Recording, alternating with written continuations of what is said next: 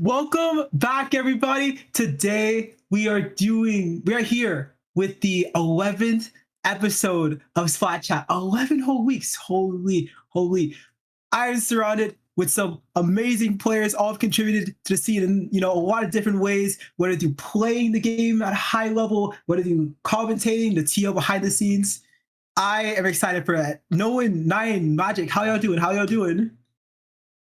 Feeling good. Ready to have some fun tonight. Yeah. I love it.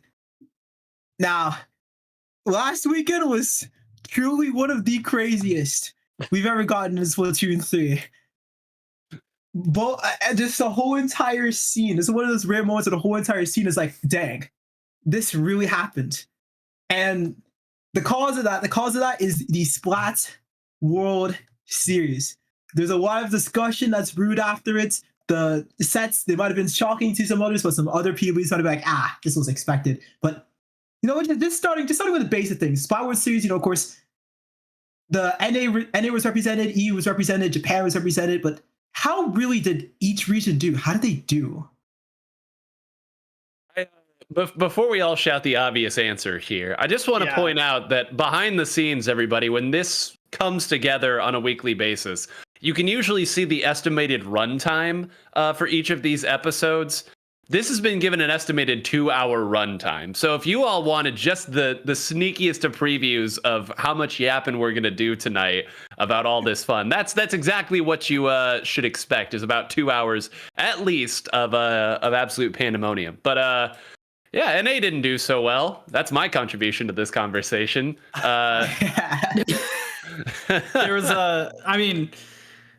let's not forget there was one region that was entirely non-existent there, and that was anybody from AUNZ. Ayo! 07. 07. Sure. Poor Australia. Well, dang, that means they won just as many games as North America then. I'm sorry, Nolan. I'm sorry. I'm done. No, that's my one jab. That's my one jab. It's a fact. Yeah.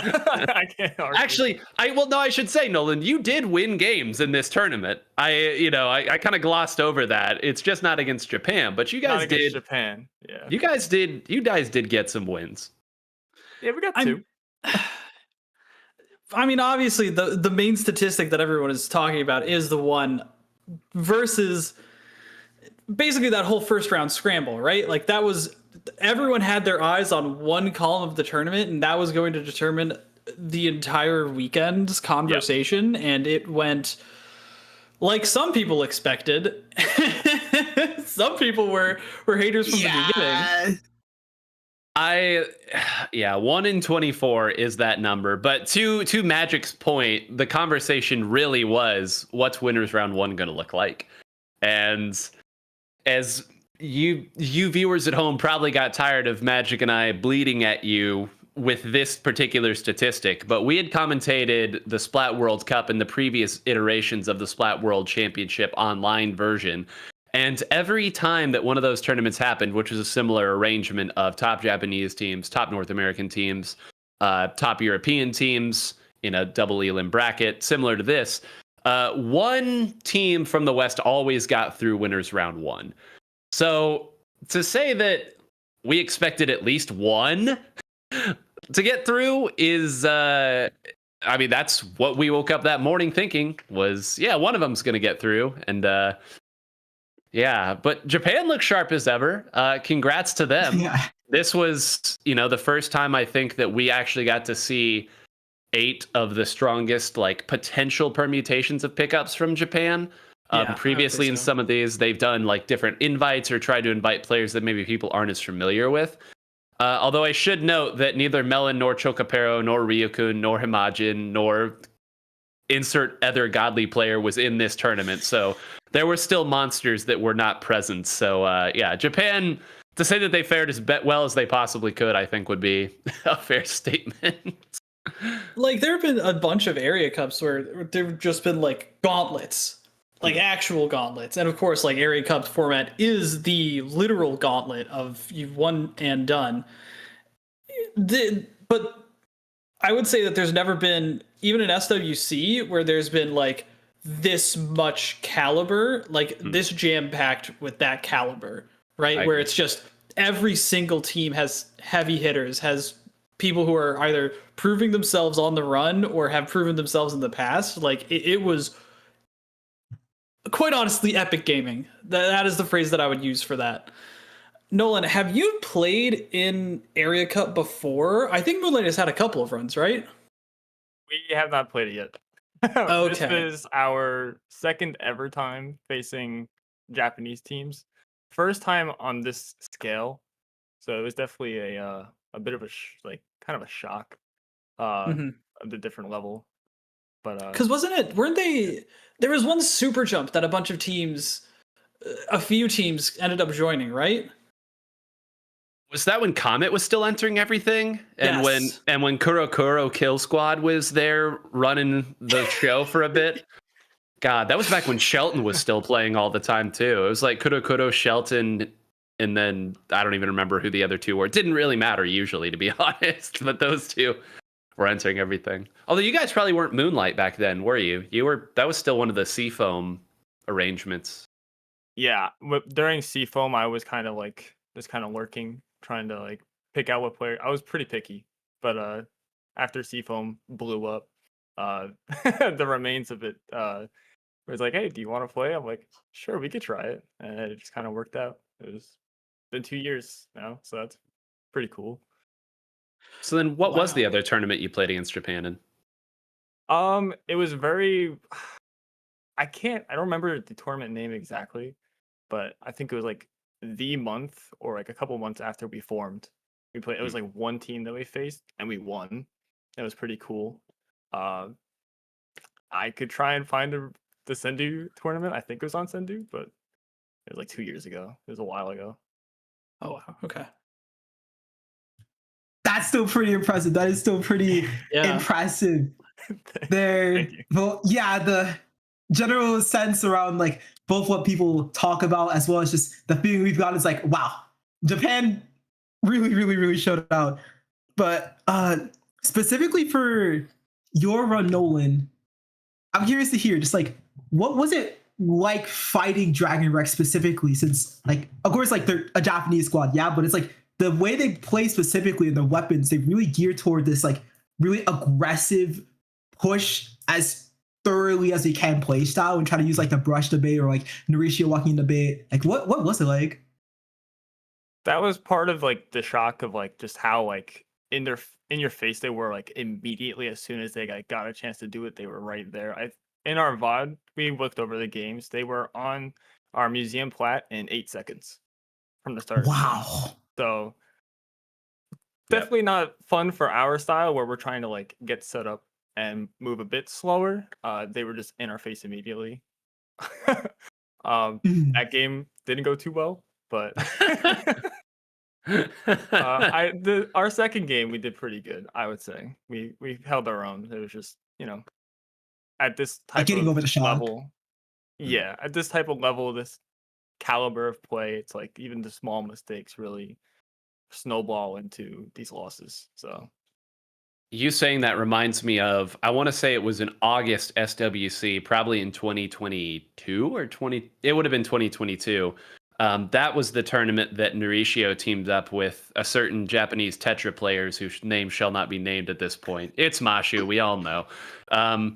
They ran through that tournament, and I remember as soon as that was done, Kyo tweeted out one of what I consider the most iconic tweets in all of Splatoon, and it was just, they're just faster than us, man. And that was the whole tweet. And I, of course, DM'd him after the fact, and he was like, they just don't stop. Like, they just rush you, and they keep rushing you. And I remember speaking also with Jackpot after the SWC that they won and asking them, like, so what feels different? And they all said, yeah, they just kind of keep attacking. They just keep pushing and pushing. And I remember saying, oh yeah, they did do well with their cooler cycles. And they were like, it doesn't matter if they're cooler. Like, they don't care. They're just going to keep rushing you and fighting you. So you are our bravest soldier for fighting a Kataji Norishio like frontline duo. That could not have been fun. I mean, honestly, the experience, it was a great experience. I had fun, even though, we lost, but the experience is really like what we need. And this definitely put us in our best foot forward. We're going to be going from here. What was like your expectation going into the day? And like, I guess I wasn't super tuned into like a lot of the players' expectations, but like of the teams that were playing, was there an expectation that someone was going to come out doing at least decent? My top two picks, or at least I guess top three, the ones that you'd expect, like PXG, Milky Way, and FT Win. I expected at least one, and of course us, but outside of us, I expected at least one of them to move on to the second round. Milky Way did great. I think the conversation online kind of like just looks at the O2 and it's like, oh, it was a complete stomp, but it was super competitive, like through all those sets. So I think too little credit is given to the players of those teams, but yeah. And honestly, in the prep that I did, and this is something that I've always thought about the iterations of Starburst, they always manage to play in the similar style to how Japan plays. And this is just my personal opinion, but like they always have that kind of, it's never like a huge playmaking factor, right? Like yes, they can, but like that's never what they're going for. They're always trying to structure their plays in a very methodical way that is focused on moving up as a unit, that is focused on constantly putting on pressure. And so they were my top pick, honestly, to try and make it out. And like, yeah, we always talk about the close 0-2, the close 0-3, I don't know, like they seemed like they were just one little nugget away from getting there. And if they had like maybe formed sooner or who knows what, but like then things could have been different. But I mean, it's in the past, nothing you can do now. And I don't think that, I think that Starburst and Milky Way are going to be like the NA teams that are going to be the ones that are closest to them. Yeah, it's funny to say one nugget because they were literally 1 point away in both their games from taking a game. So, yeah. How did the Hornet set feel? That was Milkrape's team, if I recall. So that felt a lot better for us. Like after getting over like that first game, which we did flub our opening, so that didn't really help either. But no excuses. Getting over like that, like okay, this like we kind of have to play a little differently than how we are used to, like because just playing NA and EU teams, it is a different. I want to say different game, but different style. So after our second game, getting used to that, like it did feel a lot better. It's still just the skill gap and just how often we play and how often we practice like our certain comps and maps and everything. Like our understanding and awareness is behind. So that's so interesting. I was gonna like that. Boy, that was later in the podcast we were gonna discuss. I want to save that. Like there's a lot to unpack there. Talk about I also want to hear, I watched some of the sets from Losers Round 1. I did not watch your set versus Free Flow.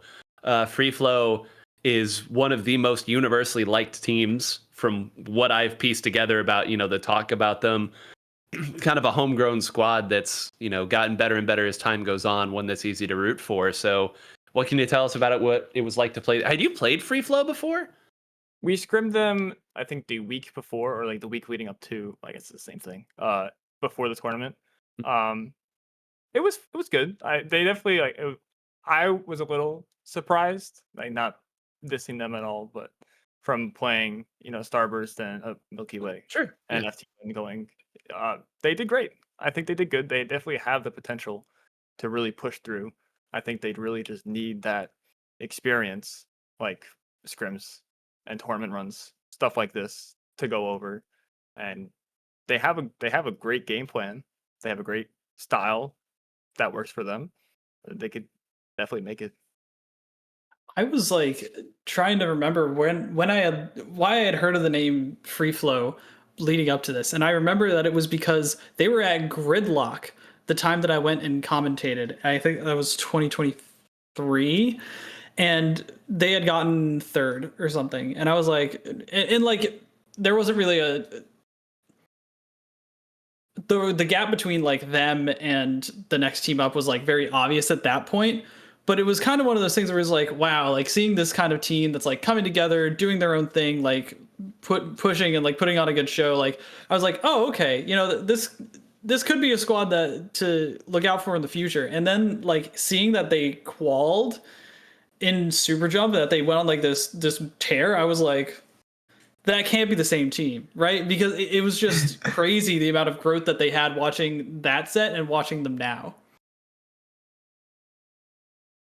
Quick. That's great. It really sounds like an up and up team. And I do gotta shout out Nolan. Your mindset is really incredible. I remember like Fuzzy even saying like, well, we're gonna talk about the like Fuzzy and the whole like grade document like later on. But one of the things he brought up is that your team's mindset was really valuable. Like the ability to say, we can learn through experience and practice. Like we may have been down now. The West as a whole might have been down now, but the opportunity to grow and improve is here more than ever. And if more people can have that mindset of like, this is the time to grow, we don't want to give up yet, this is really where the game just begins, I think that's something really, really valuable. But as for the tournament as a whole, there were some really interesting runs. And one of the headways I would say to that is this really underdog group called Samurai Cats. Now, Samurai Cats features a pretty less conventional backline. When people think of backline, everybody thinks of the pen. Just yeah, I'll hail the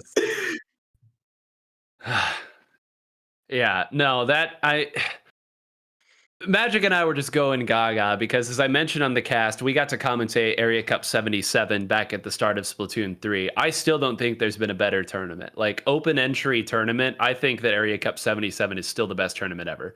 192 teams, every Japanese legend was there, and it was won by an ink brush, E-leader, the sloshing machine, and I forget what the fourth was. It was probably Splash, right? It was probably Splash or a shooter or something. I mean, Double Crab hadn't really come into vogue there, but the point is, it was the E-leader. It was Takechi on the E-leader who like single-handedly won that tournament for them, and it was unbelievable. So as Samurai Cat continued to make their run deeper and deeper with an E-leader comp, we were just like, it's not going to happen again. It's coming again. But one thing I will say about Samurai Kasato, which is how you know he's a godly E-leader player, is after the tournament, as I always do, I go and follow like all the Japanese players. My Twitter is like 90% Japanese at this point.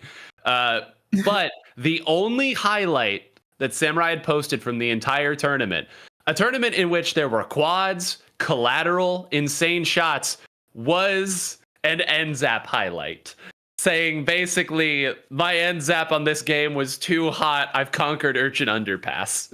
And it was just this, like, that's how you know when all those plays are so commonplace that your end zap play is what gets you hyped enough to post online. So yeah, I mean, what a run from Samurai Cat. And I also was really excited, just kind of as a side note, Suemaru, another player that I think hadn't been in as many big tournaments recently, but in a lot of the old documents that Magic and I were revisiting from kind of our earlier study things, Suemaru was there as a gal player, as sometimes a squeezer player, but just a very like rank and file strong shooter player that didn't really get as much love necessarily, I think, as some of the other big highlight shooters.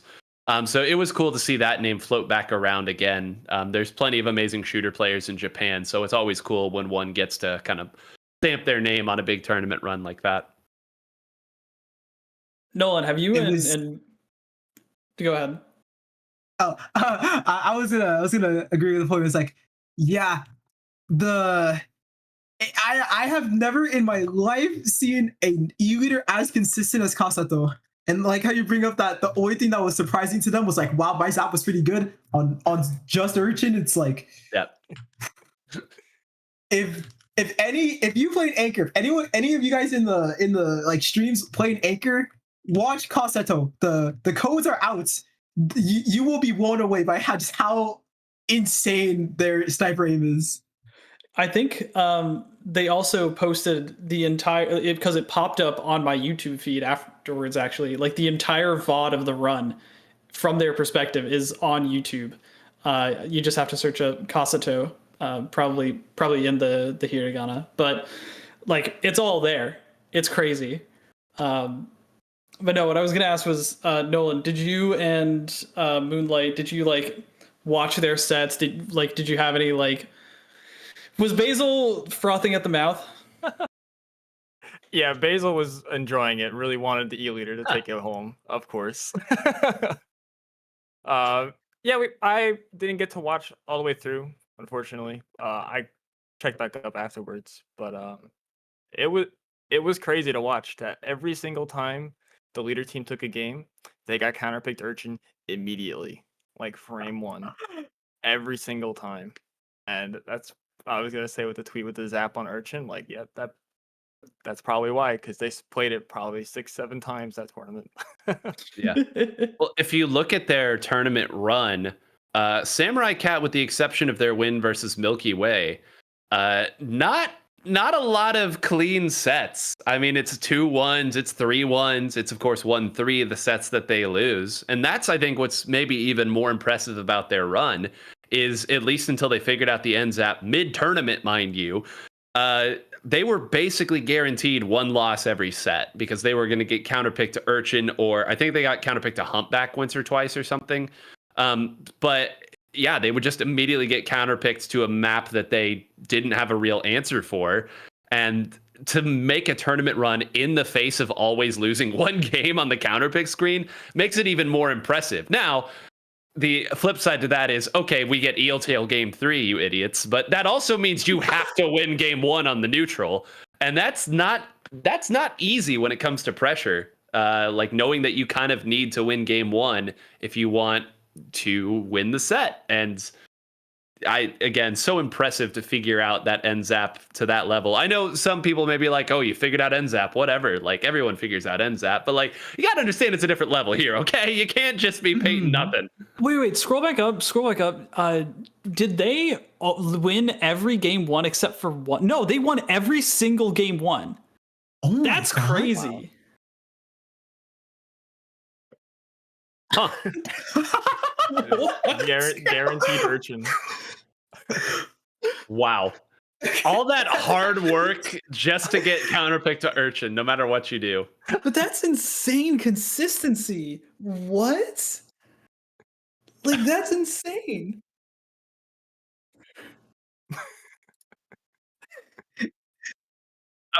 Production is losing it back here. Okay, this is...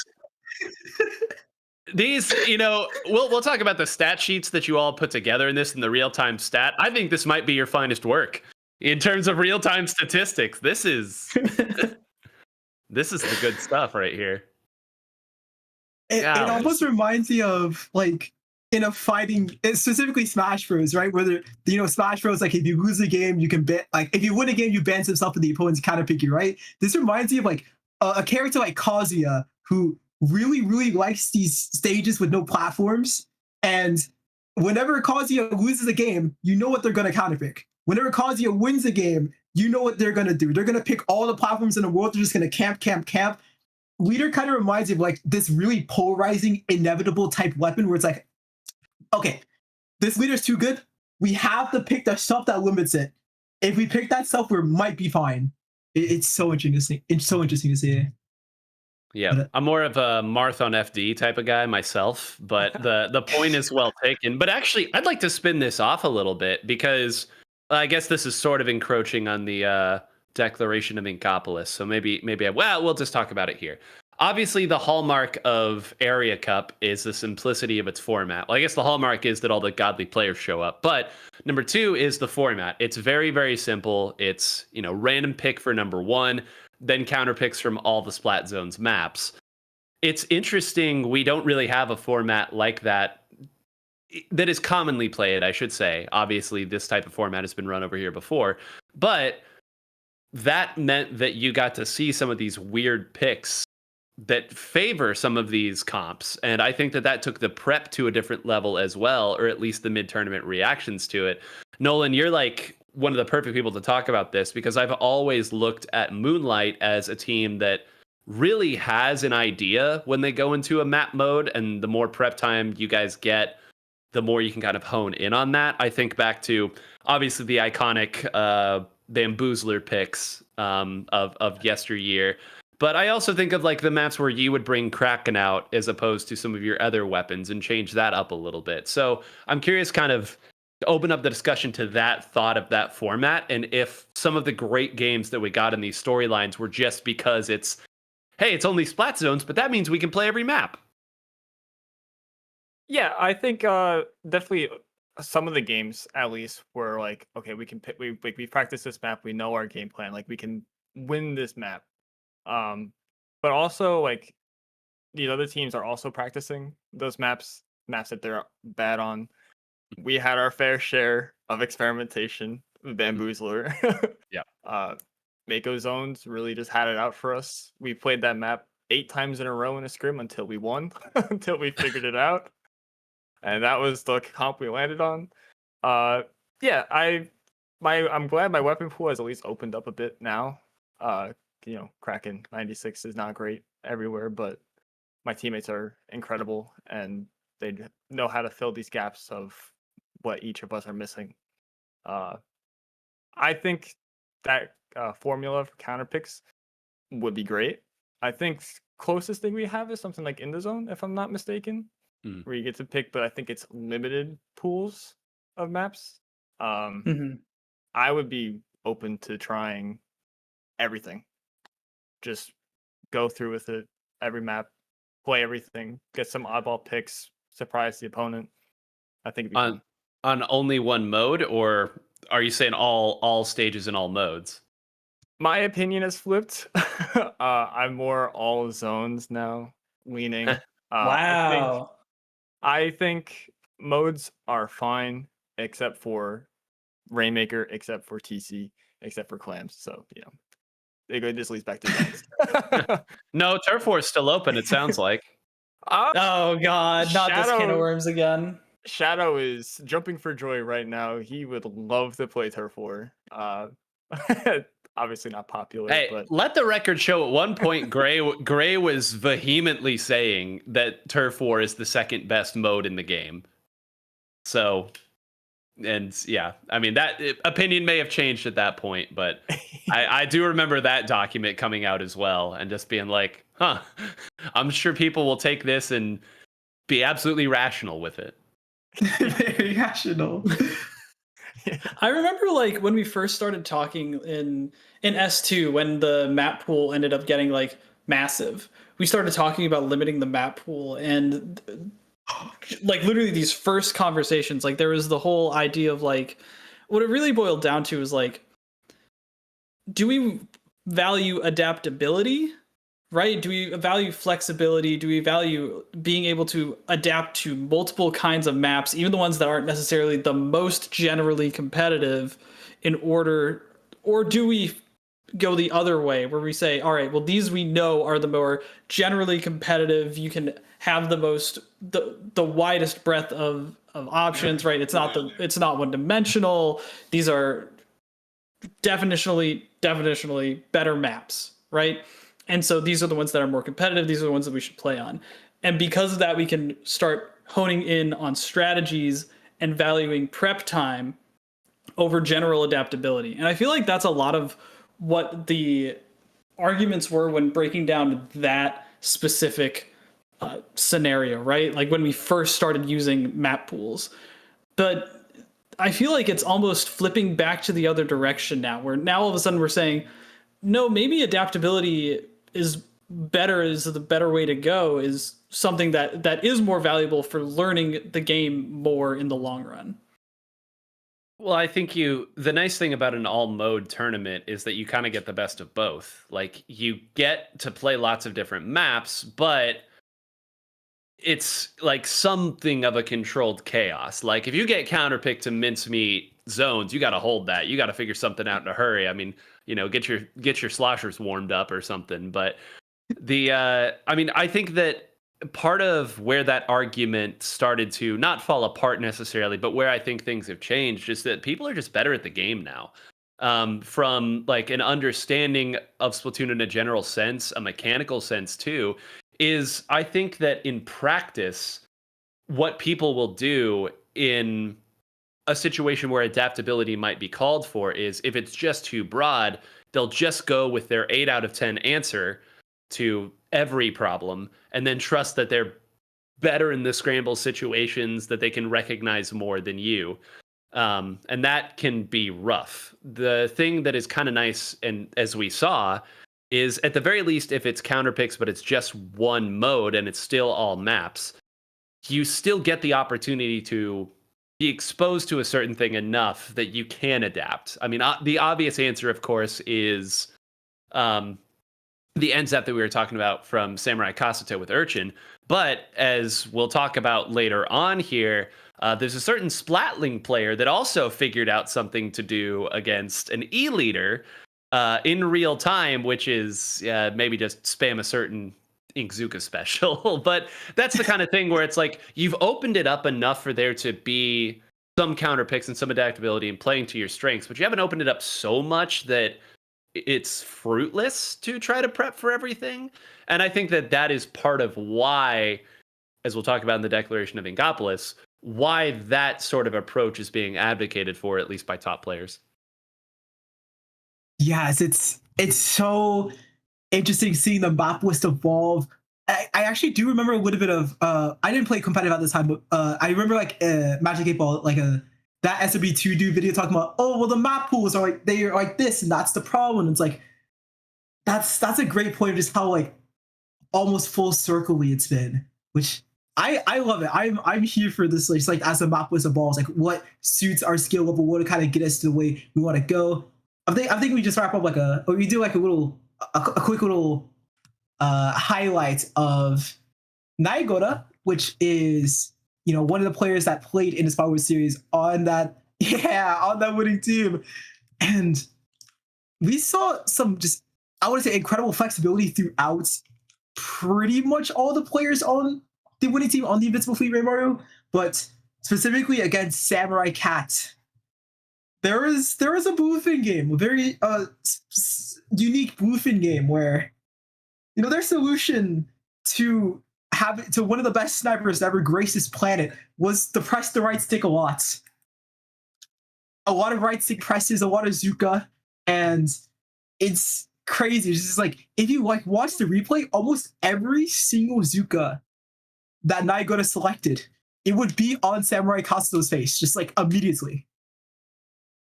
Like, this is always something that we kind of talk about whenever I coach teams. It's like, oh well, if there's really a problem player or like a problem backline, just literally just devote one of your specials to shutting it down. And I feel like this is just that taken to the umpteenth degree. The most special spamming capable weapon in the game, direct with one of the most mechanically solid players in the game, directly going for you every single time you even had a chance. Yeah, that just took out. Yeah, I remember we were just losing it during this game. It was such a silly game. It's bluefin to start. Like the game starts, Naigora has a Zuka within 10 seconds, and then immediately gets sniped. So that doesn't happen. And then Naigora comes back, fires another one, and takes out 3 players. So hilarious. And to a point that Magic made there too, and kind of honing in on some of the other stuff is I remember people were really high on Rattler, super, super high on Rattler when it first came out. And then I think that there just wasn't a lot of practical applications for it where people were like, well, where's a map where we actually need 10 Inkzukas? Do we really need it anywhere? Where can we make this work where we wouldn't have a better opportunity to play something else? Because typically people would flex over off of a non-Splatling player onto that weapon, and you're always giving up a little bit when you're taking somebody off their main weapon. With that Gota, that's not a problem, obviously. Every Splatling the guy plays. But also, again, to the other point, here's a map where you'd love to have 10 Inkzukas. Yeah. Nolan, what's your take on that concept of like using a special specifically to shut down a player? Like, have you guys used that in practice and tournament? I think we definitely have. Whether it be like a problem player or like a problem special that a player has. Mm-hmm. For us, it's like Tri-Strike is a big problem for us. Kind of in the lab trying to figure some stuff out for that. But yeah, definitely like at least experimenting with we have tried just trying to get rid of a specific player, whether it be like again like the player themselves, their weapon, their special. Obviously it has application and it works. So it really depends on the individual skill level of that player to perform it consistently. Because I could pick Rattler. I'm not gonna do as well as they would. So Well, what I'm hearing now is that this is the soft launch of the SS Nolan Rattler Mini Splatling. that's Shadow's job. He's got that. Oh, okay. Double Rattler? Double Rattler? Come on. Double? 20 Zukas a game? I mean, That's enough. At that point, there's enough hitboxes where it just doesn't matter. Yeah. We're just going back to VJet missile spam. What are we doing, y'all? Come Actually, on. yeah. Is there enough turf like on any of the maps for both Rattlers to eat here? I'm not sure, actually, now that I think about it. You'll just go to Eeltail, Humpback. Man, we're kind of running dry. Yeah, well, oh god, Wahoo. Yeah, I guess. Bringing it back to the original point, the reason that I have been wary about counterpicking formats in the past is because like especially area cup format, if you have to roll for the first map, right? Like that is the format. You just random. And then if you just pick two counter picks that you are basically guaranteed to win on, right? Like for Samurai Cat, it basically worked every time, right? You just pick a map that you've practiced in and out all the time, you're golden, right? But if both teams have that, then the determining factor for what wins the set is going to be what you roll on the first game, if it benefits one play style or the other, right? And you could argue then like, all right, yeah, that would then just play a different style, but then that defeats the whole purpose of like having different styles in the first place. Like to me, it's like it makes sense, but when you break it down, I wonder where the final output of that goes. I've thought about this actually. What if best of 5 the whole way through? I think that is your most your softest touch, your least intrusive to the format approach to it. Because to your point, Magic, if you've got two great counter picks in a best of 3, I mean you're pretty much set. I first of all don't know that most teams have a solid 2 that they definitely can go to. Because a lot of times I feel like a team will just counterpick to whichever vaguely neutral map they feel strong on. At least that's been bearing out over the data what a lot of people will do. I mean, they'll go to Barnacle, or they'll go to Robo, they'll go to Mako if they're a little bit more fight happy. But in a best of 5, you can't really... I don't think that holds as much weight. Let's say you do have your one godly counterpick, and we saw this in both of the sets that Samurai Cat was playing against Invincible Fleet. Now that's rough because Invincible Fleet is just a saw blade. But to your point, I mean, they got to try a couple different counterpicks that they again felt strong on. We obviously saw the Bluefin game. They lost there. They lost on Eeltail. But at least there, even if they had won both of those games, that still gives enough weight to that first game for it to matter, I think. So that's how I would do it. Now I understand Area Cup is like the whole point is that it's over in 3 hours. So, they value the best of 3 until the end, and fair enough. But I think I actually agree with you entirely, Magic. I've like mulled over this a lot. Is like, is best of 3 enough to really let that shine, or are we just dazzled because of this in one tournament, and then if we watch this same tournament play out 100 times, would we get tired of seeing Eel Tail? I do recall Pay to Splat years ago, which was a money tournament. Yeah, a money tournament that was one of the first tournaments where it was all zones. Or no, it wasn't actually all zones, but it was open counter picks, totally open. Anywhere you want to go, you get counter pick. And 85% of the games, and that's not hyperbole. For once in my life, I'm not hyperbolizing something, were Mako zones, Inkblot zones, Inkblot tower. And Alliance Rogue was the team that made the run deep, deep, deep.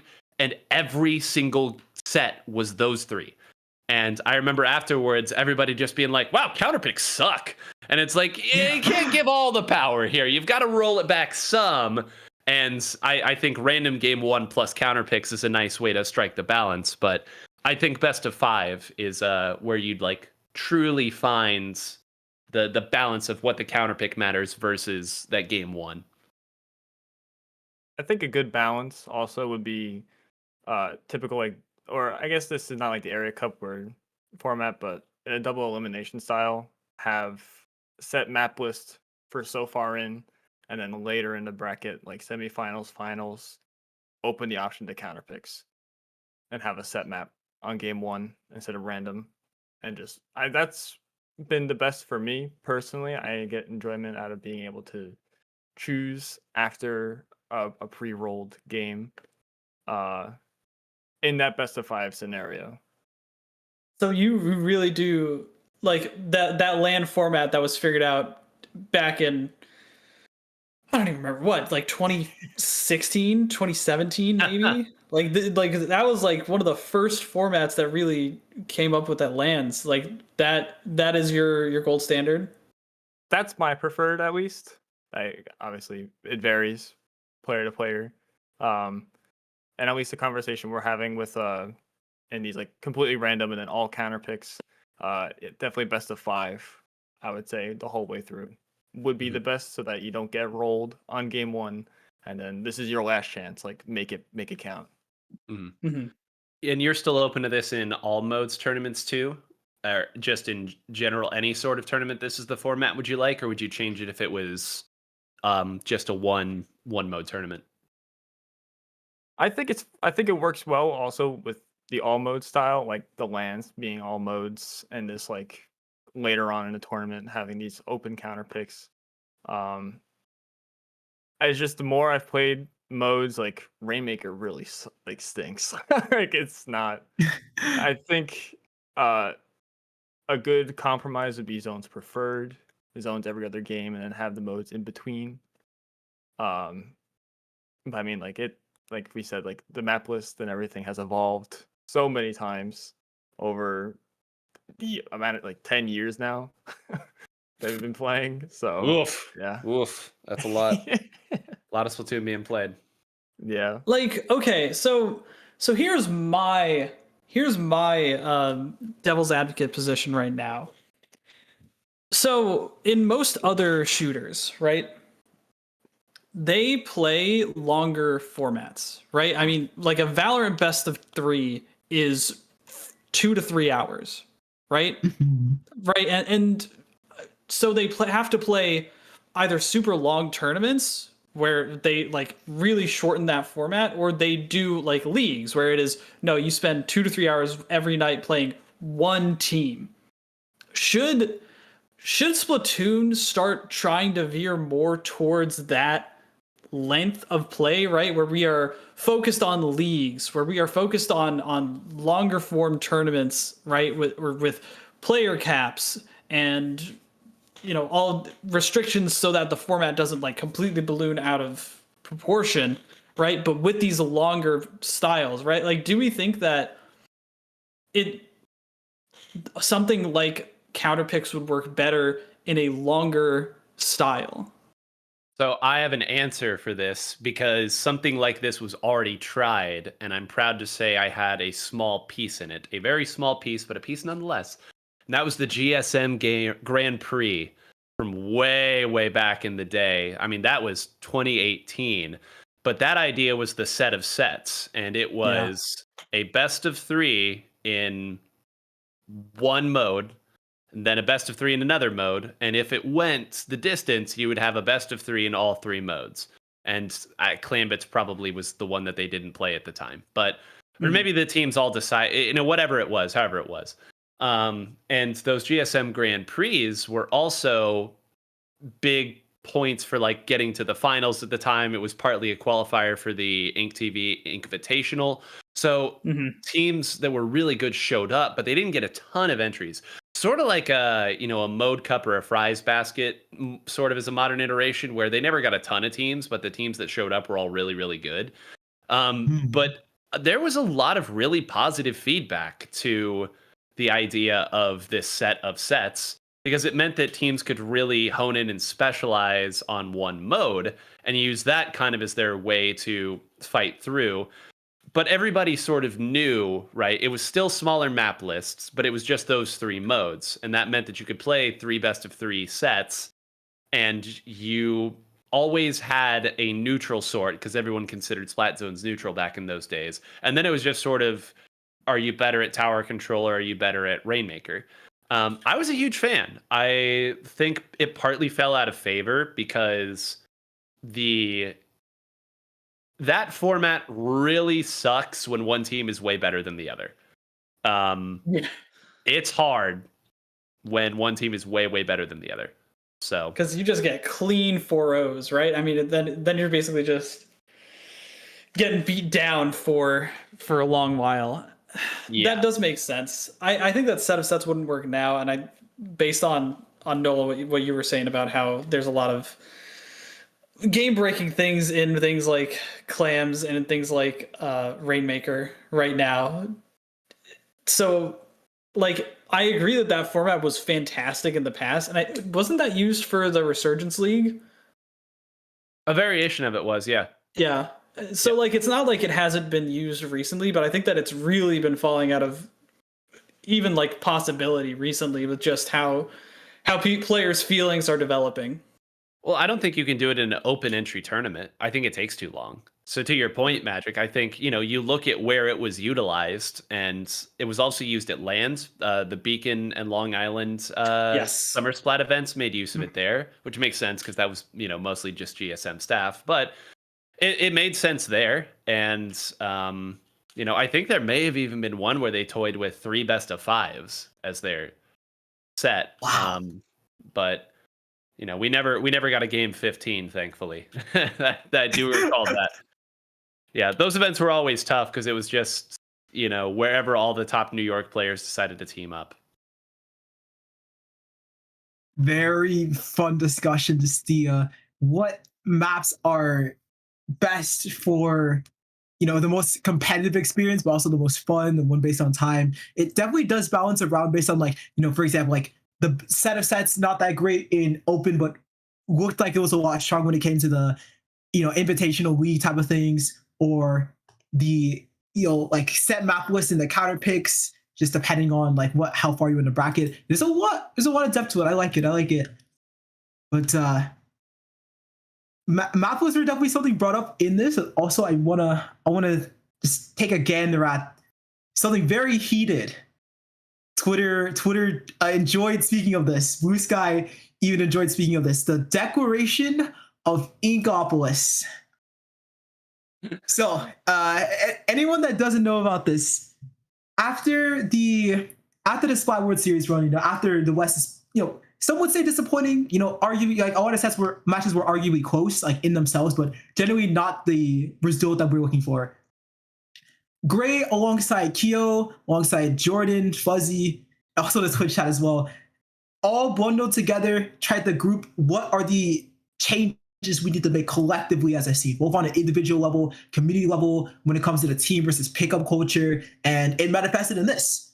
Now, some of the ideas were definitely looked at with a lot of scrutiny, but I just want to hear, at least for a general sense, how do you guys feel about this? Do you guys feel like the document is like, it's like a thumbs up, like this is the kind of direction we need to go, or it's like oh, this is good, but some stuff's a little debatable, or maybe it's like, no, this is not the play.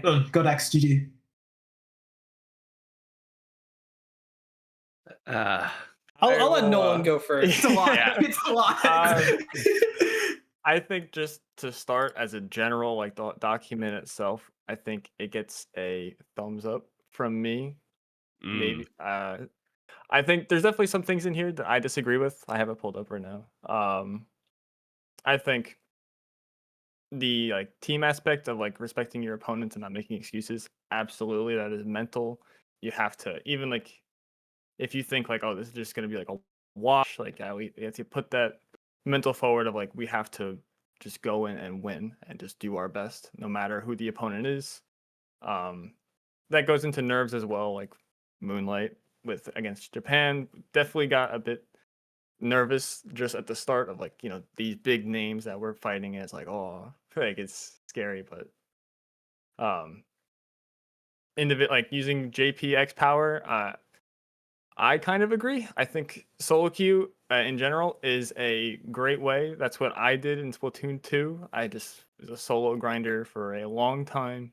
Yeah. Even in my team, like my two teams that I was in, solo was the way for like build up mechanics, build up just map awareness of where you generally want to move. The part I disagree with slightly is not being a system player and not playing with the same three people. I Moonlight's a roster of 4. Obviously, if I have the time in my day to practice, I would rather practice with them than go into X rank and play by myself. I will generally get more use out of my time and build up our team, like our strategies, our coordination. But also, it's a more of like you should do both.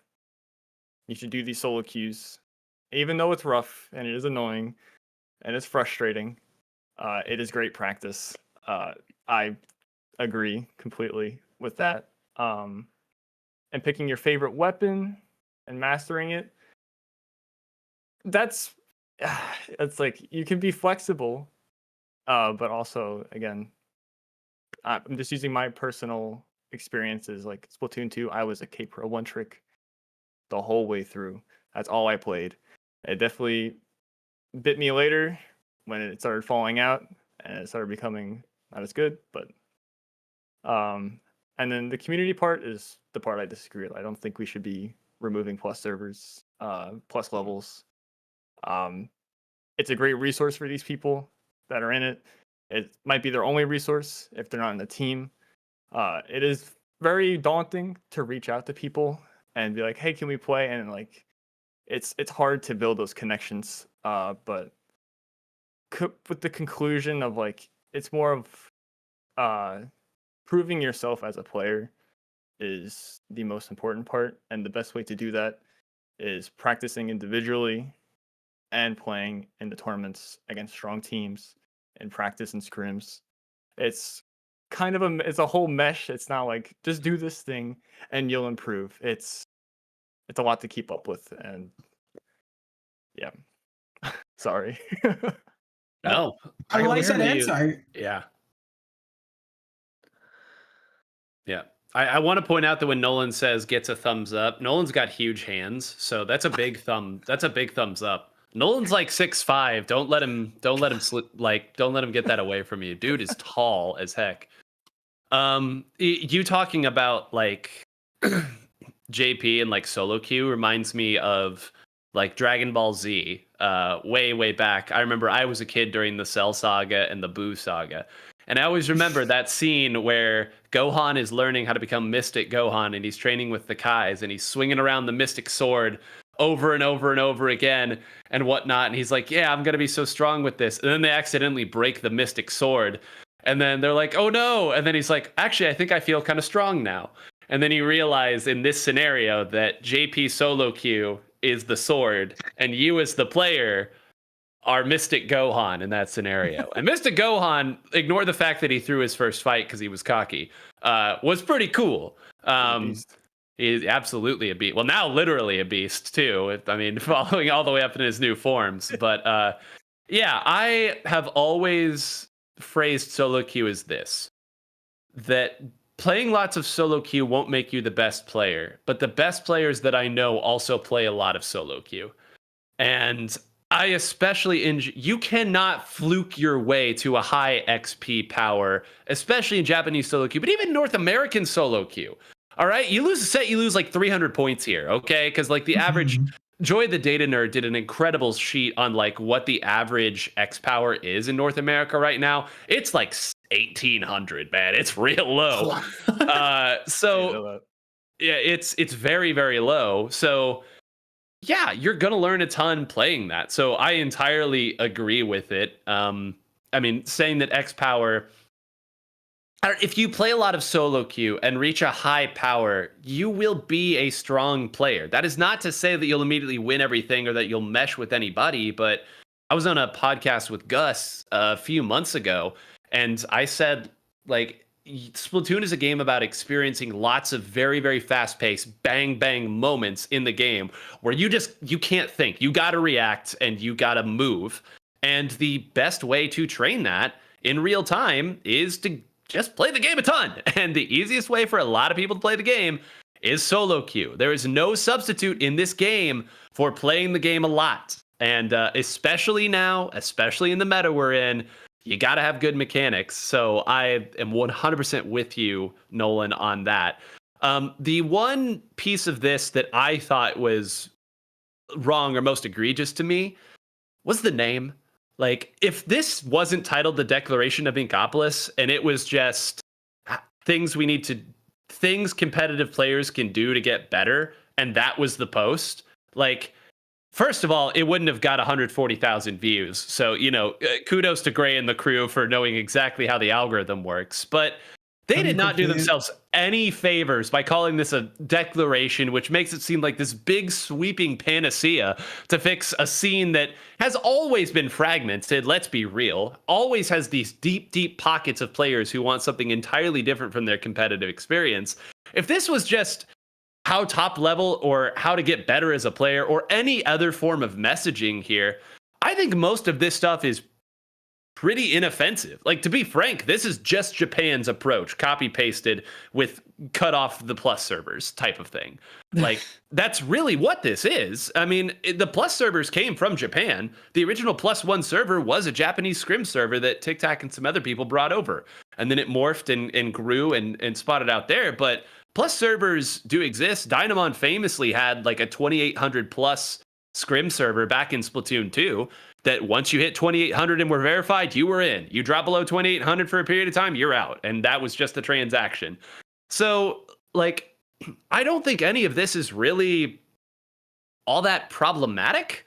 I just think that anytime a big document comes out that purports, or at least some people think purports, to fix the scene, everybody has their own take on what they think should be different. And that always, I think, kind of hamstrings the conversation before it gets started. And to illustrate said concept, I went back into the history books here, since I saw Declaration and I was like, yeah, Declaration of Independence, that happened a long time ago. What else happened a long time ago? Oh yeah, another podcast I was on, Ink Radio.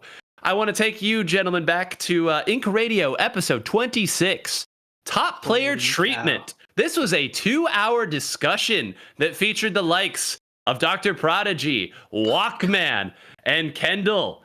July 21st, 2018. That's how long we've been having this freaking conversation. And every time that something like this comes up, it immediately stubs its toe before it can get out the door. So my take on this is that they should have called it literally anything else. And it would have, I think, been much, much more approachable. But to one point that Nolan did brought up there, at this point, I don't even have an opinion or really think that the plus servers need to get gone. But if I see another month of people saying the plus servers need to get gone and nothing happens, I'm just going to vomit. Like, can we please do something? I don't care at this point. If you keep it, if you make a +4, if you merge it all together, just something, please. I need people to stop complaining about it. So that's my plea to thee, is just do something, man. It's all wretched, no vomit at this point. And like, I think that that's ultimately my confusion with this entire thing too is like, and I really think that it is so emblematic of like the entire divide, right? Of like, well, why is there the gap? Why is there X, Y, and Z? This is the Western solution. It's a surface level one pager that says a bunch of things that are generally agreed upon to be inoffensive and don't actually go into any detail and said, yep, we did it, we solved it, everybody go do your thing now, without explaining like any amount of depth or focus. Whereas like if something like, okay, we're getting on the soapbox. During SWC, I remember when we got these you had these cards, right? These cards of the maps where they had the like really interesting analysis, right? And these were translated over from Japan, and it was kind of like a thing where like, oh, these are just things that Area Cup has, right? Almost in a way of like, oh no, everyone kind of already knows this, right? Like this super detailed, not super detailed, but succinct and effective and explanatory like graphics that they have that basically everyone who knows their stuff has seen in Japan and already has basically committed to memory, and we're coming across it like this is like groundbreaking information, right? It's because that they significantly put in the actual effort to explain things in depth, go through and make sure they follow through with their processes and make things out of that rather than just a Google document. You know what I mean? It's not, it's so surface level. It's not actually getting to the root of any of these issues. Why do people need to play more JPX power? Why is that a good thing? Like, what do these people need to be focusing on during that time when they're trying to grind, right? Like, it doesn't explain what is the actual ethos surrounding that kind of training regiment, right? And to me, I have an entire document that I've been like slowly poking at over the past like year and a half that basically compares Japanese comms to Western comms. Why does the West have so much more focus on calling out, on communicating things like player positions and everything like that? And when you go and like tune into the stream or the VOD of what Kasato, who just posted his entire 4-hour-long session going through SWC, why are their comms so chill and almost like so quiet and like very few things being said, right? It's such a huge dichotomy from where we see in the West, where these teams are focused on having good callouts, on making sure they're constantly giving each other information. And I sincerely think that it boils down to this: game sense. I think that the Japanese like hive mind just has so much more information in their heads ready to go at a moment's notice that they already know what the best things to do are for each weapon, for each map, and how to do that. And if they need to do something outside of that generally accepted base of information, they're going to communicate it to their team ahead of time and then basically just rely on each other's senses and understanding of and making sure they're knowing where their teammates are and what they're doing at all times so that they can play basically without even communicating. And that's what the skill of playing a lot of solo queue will do, is it will build up your game sense because you're forced to actually focus on your teammates and what they're doing without having to communicate with them in the first place. Okay, I'm done for now. No, you're not. No, you're not. You want to. I don't think for a second that you're actually done, Magic. I think you're trying to be a good teammate and pass the mic back over. So, you know, I'll pick it up here so that your sacrifice is not in vain. That part right there at the end that you talk about, which is, again, the speed of comms is too slow. I was trying to come up with a dumb post that I made like right after that same World's Championship where Kyo posted they're just too fast, because that started the whole conversation, honestly, about like, are comms too slow and whatnot. And that was a fun flavor for a little while. But that's also one of the big reasons. And the Japanese players that we've interviewed after some of these tournaments have said as much, that pickup culture is so prevalent, partly because, to something Nolan noted there, the barrier of entry is low. If you got one partner that you go with, you just got to find 2 more players of a certain skill and you're there. And there's no coordinating. It's just, hey, I'm free, let's run the ball. And the other part of it is that you are going to get into different situations in the game than you probably would. That will then expose you. That will train a different skill set than you're used to. So, I mean, that's why I've never been one to say that pickup culture is the actual end game of everything. I still think that eventually, if everybody comes together and you have one team that sticks together, that's the best result. I think that's been proven over many, many years.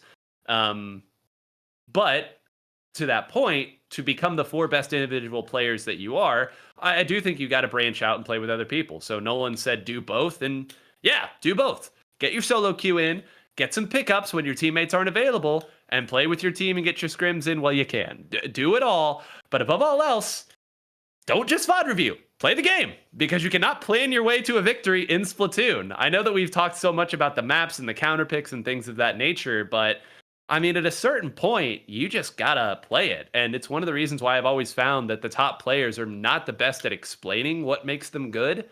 Because how do you explain that you take in more information and that, you know, I'm level 500 and you're level 200?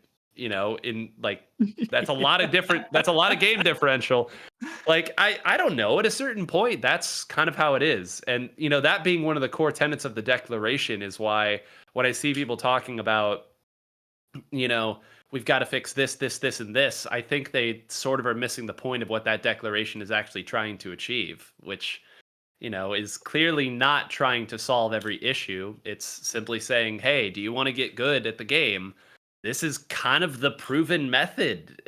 Those JP players that you watched absolutely cream everybody, this is kind of how they do it. And so I don't know. I was personally surprised. I shouldn't have been, but I was surprised at the negative reaction a lot of people had to it. A lot of, by the way, very, very well-meaning and intelligent folks. I do want to say that. Like, this is not me absolutely saying like, oh, how could you not agree with this? I think that there is just only so many fish you can fry with a one-pager, as Magic put it, which immediately gave me flashbacks to going to the office today.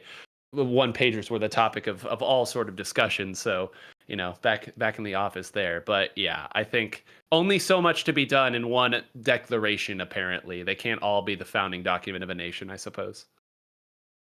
Yeah, and Gray even says it like at the very top. He says, to be clear, this will not help us win the next world championship. Mm-hmm. It is just helping contribute to the overall skill of the scene, and I agree. Really, really great points. I love the answers we've gotten so far. Like, you know, Magic bringing up that we need to go more in depth of this. Like, that map list was really something incredible. I still have, like, I found out about that map list like a year or two into my Splatoon 3 journey, and I still study that because it covers the fundamentals, but it covers the fundamentals accurately in a way that really, really works if you study it. And you know, the West still struggling to create resources like that. That's a great point. And like Nine, to bring up, for example, the language, like Declaration of Inkopolis, it's like, you know, I don't think the Declaration of Independence is a one-pager. It would have been more in depth than that. It's definitely a great point. That document comes across the printing press and they're like, you know, guys, this is pretty good, but can we just little, you know, this whole thing about inalienable rights, I'm not really sure that that's necessary. Yeah, Magic got it. Magic got it. Yeah. Really, really important point. And of course, no one bring up as well that, like, you know, team practice is still something that's really, really valuable.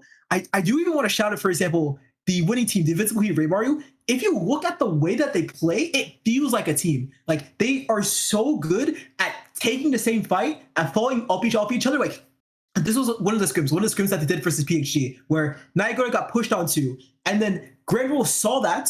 No communication needed. Again, like, you know, the communication factor, like the calm factor not needing to be that high for the game sense to be there, and then sliders those two and gets that double.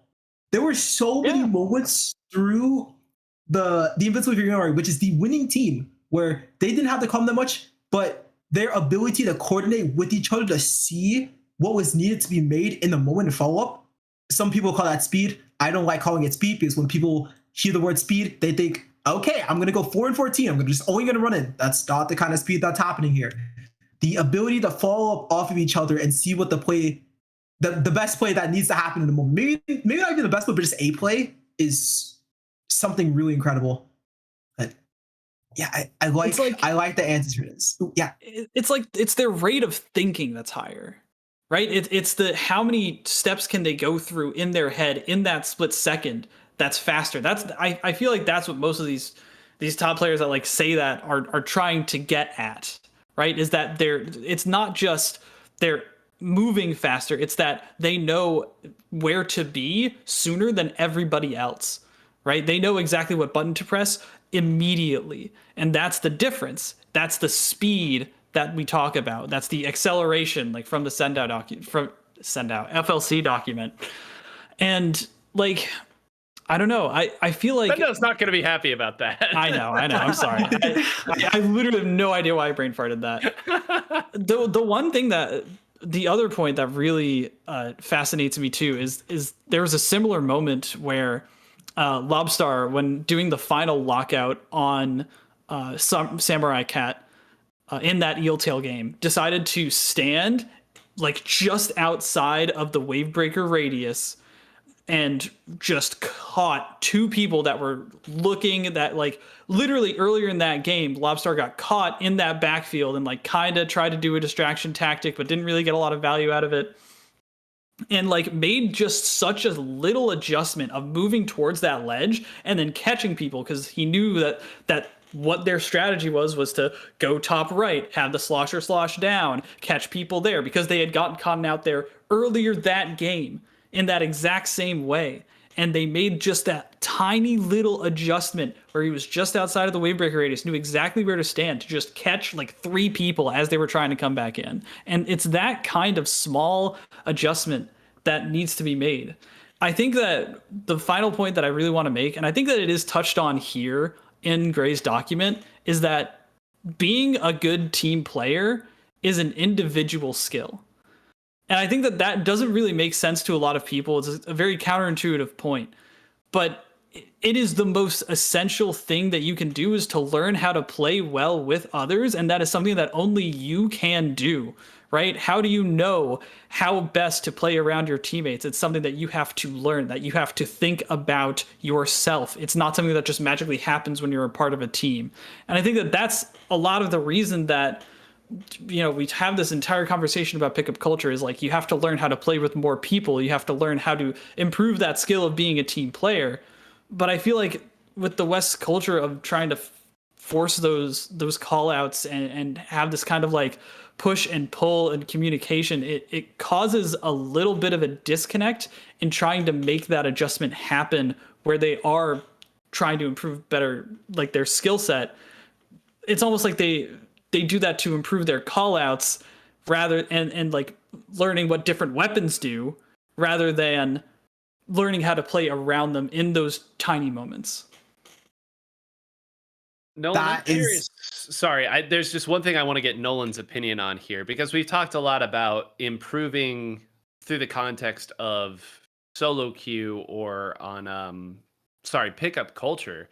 How do you get better as a player who does have a mostly static team? I know you've put your time in the salt mines as well in solo queue and whatnot. You've done the homework, but to the point that Magic and I have sort of both made, it's not always easy to improve in a static environment. And, static in the sense of your own team, obviously you can play lots of different people, but I mean, what does that look like in your experience? Because everyone's made the joke that is very much not a joke, that, Moonlight is the team. Like, obviously FT Win will come and go and always be popular, but in terms of like, this is our group, our small crew, here's our coach, we're playing.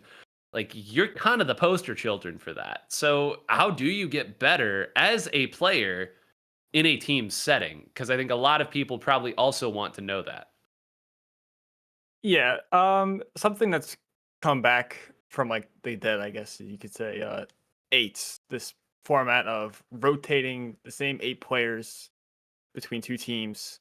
So it's not the same team as like a pickup where you're playing with these 3 people through a whole scrim. It's these rotating best of 5s or best of 9s, whatever the format that they want to choose. And after that's over, rotating a couple players back and forth. The backlines are always against each other, and everyone else gets kind of thrown around. That is, I think, probably the best way outside of solo queue, because solo queue can be very it can be rough, as I'm just gonna put it. It can be very in your face, or like, oh, it's like this is like a train wreck. Like I'm stomping, or I can't get, because it's very unpredictable what kind of players you're gonna get. But at least in an 8s format, you know exactly who you're gonna be playing with. You can communicate right to them, like what do we want to try and do. But in the end, it is a pickup. It is going to be your ability, like Magic was saying, to play with a team. Only you can improve that. That environment, I think, is the best way to grow individually. It was fun playing against my teammates in that too, because I know exactly how they play and they know exactly how I play. So we kind of try and exploit each other's weaknesses, and that will help us out in knowing, like, okay, I can relay this to Omega, I can relay this to Shadow, like where I'm finding holes in your game plan. But that's, I'm lucky to have 3 amazing teammates and an amazing coach, everyone to look over these things for us. That's something that we've been doing a lot. Outside of that, like, it's like the plus server is great. You just throw a ping, like looking for 3, and anyone can ping you and respond to you like, hey, let's play. Okay. And that's your team comp can be triple dapple mains. And it's like, oh, well, now we kind of got to figure this out, how to work around our opponents. To kind of go back on a point, Yeah. or sorry. No, go ahead. To go back on a point earlier, just about like JP teams, I had it in my head and I didn't want to, but like the speed that people talk about, I'm going to be honest, I think a lot of our players mechanically are either on the same level or even a bit better than some of the players that we play against. That might be a hot take, but I think it's exactly what Magic said, like the understanding of like the speed of like the mental of where to be, like, because their weapons are not buffed. They don't have a 20% movement buff over ours. They move the same way that we do. It's their understanding of where to be in these critical moments and taking advantage of it. As for like back to improving as an individual in a team environment, it's like it's solo queue, practicing your main weapon. Pickups are very important. Playing with people outside of your comfortable group, because then you really like you have to figure out what they're doing, what they need, and then also on their end, figuring out what you need for a whole team to succeed. It takes a lot of effort. It's a lot of time. It's a huge commitment, but that's the absolute best way to improve. You've got me fantasizing now about like a 3000 XP 8 server, where the rule is if you've got 3000 XP, you can get in the 8 server. And again, like Dynamon's old thing, if you're under 3000 XP for an extended period, you're out of the 8 server. Because I agree with you, where I think like 8s is a really ingenious way. It's almost a Splatoon 1 approach. Like Splatoon 1 was I competed heavily in Splatoon 1. And one of the hallmarks of there being like, I don't know, I can't hyperbolize here. Char's in the chat and I'll get roasted. The thing about there being a fewer weapons, but those weapons were insanity, is that you could very easily say, hey, I need +1 T-Tech, +1 Bento, +1 CRB. And like you could very clearly call that out in a broader server, and you'd get the fish would bite and you could put together a team and go quick. So if like the letter of the day, rip PBS and rip Sesame Street, is sorry, it's just tragic. If the letter of the day is reducing the barrier to entry for good practice, right? I mean, I think eights is maybe the best way that I've seen, like in a practical sense, to do that now. So instead of, I'm not, again, not saying get rid of +1, +2, or whatever, but, you know, an 8 server where there's an XP gate, I think is a really intriguing way to give players a real opportunity to take a step to that next level in a format that runs very quickly and could expose them to different players and different strategies. So, Nolan, you may have accidentally stumbled upon greatness here. And maybe this already exists and I'm just rehashing old news, but no one's made it public yet. So, I mean, that's kind of the whole point of this, right? You put the big pot of gold at the end of the rainbow and then don't do the rainbow? Come on. And Nolan, to your other point too, like about players being better mechanically in the West, I noticed like whenever I went back and watched a few of the sets of the Invincible Fleet, and like I don't think I ever saw Lobstar get like a multi-kill that opened up the game, except for like that last one in Eeltail. Like all he did was make opportunities happen and be in the most annoying spots and do these really just super annoying positional plays. Like just even here, right? He's behind. Oh, this is the Collat, isn't it? This is the Collat. Okay. It might be, or maybe the Collat was just before this. I can't remember.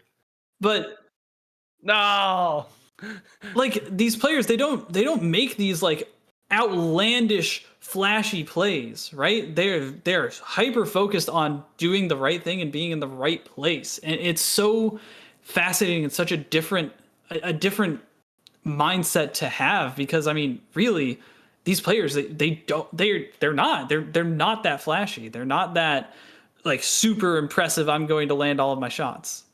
Well, doesn't it also say a lot though that these players are playing in such a fashion where that becomes more of the case? Because I think for, you know, all of the non-flashy, think of how much of this they are preventing. Because make no mistake, like Lobstar is capable of opening things up, but when I watch these players play, like even right there, Samurai has moved like 5 seconds before Reimaru got there.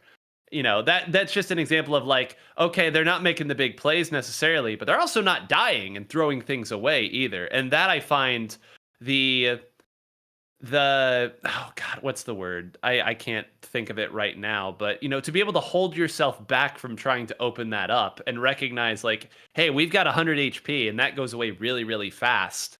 I find almost just as impressive, right? It's like you've said, kind of the recognition of when and how to dive to try to make those big plays, but you just got to be so judicious with it, and it's credible. It's really great seeing the discussion. I know what I really like your answers, by the way. I'm like, the fact is like eights, this really could be the method. This really could be that sort of pickup type hybrid method of like, okay, you still get the coordination practice that like we need to see those moments from a team perspective, but it's also not to where it's like you're going to be stuck in one group per se. Not that it's bad to be in one group, and like no one, like you're saying, like it's still really helpful that, you know, the times you get to play with Moonlight, like you prefer that over other stuff, and clearly it's working because, you know, your team's just going up and up. But yeah, it does look like the future here. Now there is a little fun document I made. It's not any kind of decoration, but it's something that I think could really help with it could help with the scene. Specifically, it covers how to not only scrim with Japanese teams, but also participate in some of the bigger tournaments there. And one thing I want to just bring up before we really get into the doc itself is that a lot of people think like, okay, if I'm going to play against a Japanese team, it's going to be a 6 billion X power pickup with Takenoko, Chocopero, Melwin, Shuma. There's also Lobster. They hacked in the game. They did a 6 player. They're like, no, there's so many different Japanese players. The main idea here is the vast majority of competitive players are not in 90% of the globe. It's in Japan.